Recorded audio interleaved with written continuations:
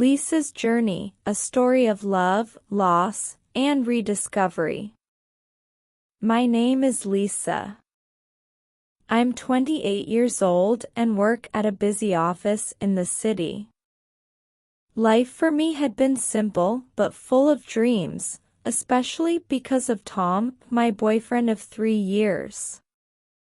Tom worked for a large, prestigious company, and his job often required him to travel for days at a time. Despite the distance during his trips, I always trusted him. I loved him deeply, and in my eyes, he was kind, smart, and funny, the perfect partner. I thought our relationship was unshakable. I imagined a future with him, filled with happiness, trust, and endless possibilities. But life, as it often does, had other plans. A friend's call changes everything. One afternoon, I received an unexpected call from my best friend, Sarah. Her voice sounded serious, and I could feel my heart begin to race. "Lisa," she said, "I need to tell you something. It's about Tom." I froze. My chest tightened as I braced myself. "I saw him yesterday," Sarah continued. "He was at a cafe with another woman. They looked close." My heart stopped for a moment. "Are you sure it was Tom?" I asked, my voice trembling. "Yes, Lisa," she said firmly. "It was him." He was holding her hand. Her words felt like a knife slicing through my chest. My mind refused to believe it. Tom? My Tom? The man I trusted with my whole heart? Confrontation and truth. That evening, Tom came home late. He smiled at me, as if everything was perfectly fine, but something in my heart had shifted. "Tom," I said, trying to keep my voice steady, "I need to ask you something." He looked concerned. "What is it?" I took a deep breath. "Were you at a cafe with another woman?" For a moment, his smile faded. He looked down, and I knew the answer before he even said it. "Yes," he admitted softly. The floor seemed to crumble beneath me. "Why, Tom?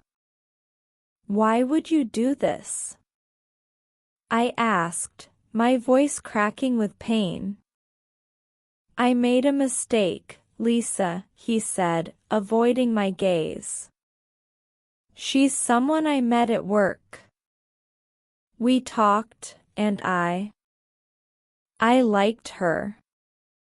But I care about you, Lisa. I really do." His words felt hollow. If he cared, why did he betray me? My heart felt shattered into 1,000 pieces. I couldn't speak anymore. I simply nodded, walked to my room, and closed the door. A period of reflection. For the next few days, I was lost in a whirlwind of emotions. I replayed Sarah's words, Tom's confession, and every happy moment we had shared. I wanted to forgive him, but could I ever trust him again? I spent hours writing in my journal, pouring out my thoughts, my anger, and my sadness. I talked to Sarah, who supported me through it all, reminding me of my worth. The hardest decision. A week later, I asked Tom to meet me at the park.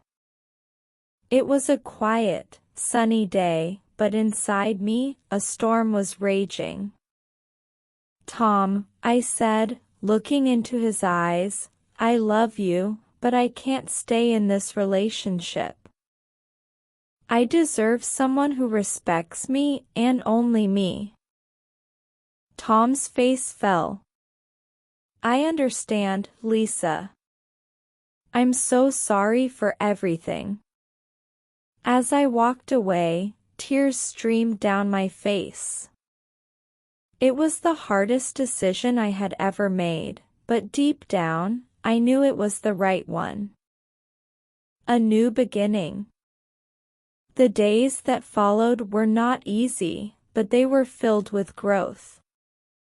I focused on loving myself, spending time with friends, and rediscovering the things that brought me joy. I picked up painting, which became my therapy. With each stroke of the brush, I realized I could create beauty from pain. One day, I met someone new. His name was Daniel. We bumped into each other, literally, at the library. He was kind, patient, and understanding. Though I was hesitant to open my heart again, Daniel showed me that not everyone is out to hurt you. Lessons learned. What happened with Tom changed me forever, but it didn't break me. Instead, it taught me that I am stronger than I ever knew. I learned to value myself and to never settle for less than I deserve. Looking back, I no longer carry anger toward Tom. Holding on to that pain would have only hurt me further. Letting go was the best thing I could have done. Now, when I wake up in the morning, I feel grateful for the lessons, for the love I found within myself, and for the hope of new beginnings. Life isn't about holding on to what hurts. It's about embracing what heals.